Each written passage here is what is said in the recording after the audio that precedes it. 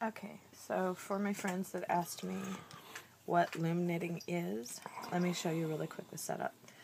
My wonderful husband found these jars at Joann's, and he also has bought a couple of dog treat jars that look like this that we're going to put a hole in the top of to be able to do this.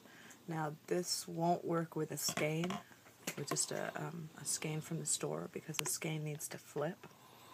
But this does work really well once you ball it up, once you take the yarn and make it into a ball. This is a Doctor Who scarf I'm making, Jeff, so it's chocolate and wood print, and they're both Vanna, from the Vanna collection, and this is how you do it. And as my mom says, this is not knitting. This is a styler pen, and I heard about this from a gent on the internet named Mikey. He posts his things from Crochet Corner, Mikey Smale, is the way it's spelled, and he is wonderful, and I actually hope to ask him some questions, because there's not a lot I know about this. I'm very new at it. With a styler pen, you go straight down, you come up, you come back around, and the tension on this is really, really loose, which is what is recommended. What I don't understand in my newness to this is why it's recommended. I mean, because I do this and I want to move the styler pen out of the way, and I want to do it tight. I like doing it tight, and I don't know. I know that's not the way it's recommended to do, but I'm not sure why. I'm not sure. Does this mean something's going to come up wrong, or is it just for ease in the next step that you wouldn't do this? The other thing that's wonderfully nice about this styler pen that my wonderful husband made me while we were, when he presented me with all this yarn stuff, is that I can come like this, and now my yarn isn't going anywhere. I just grab my tool. This is a tool that my cat ate, and I start flipping over. And I don't usually do it with my finger, I usually do it with a hook. Come over, bring it over, pop this down. Come over, bring it over, pop this down.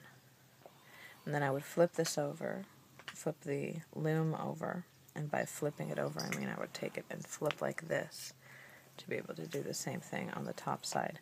And what you end up with, and I'm not worried about losing it because I have caught the loose thread here, and because I have my styler pen up here with a thread caught, with a yarn caught, so it's not going to go anywhere.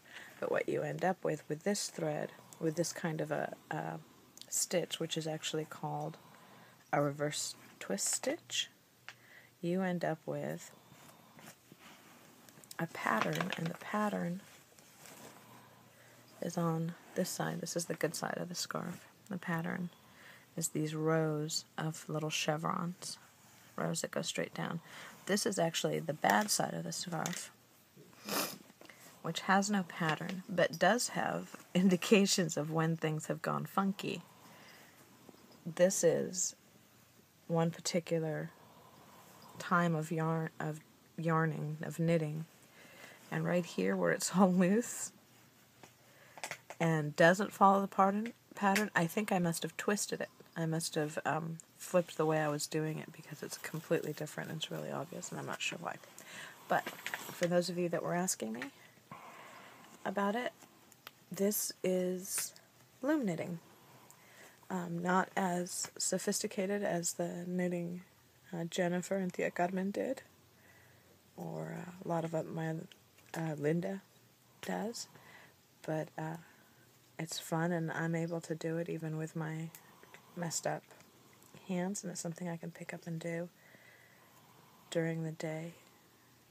For those of you that don't know me very well, I'm mostly bedridden, so this is wonderful because it leaves me feeling like I'm doing something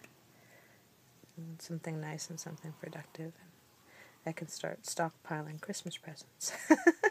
Anyway, thank you very much for tuning in and watching. talk to y'all later.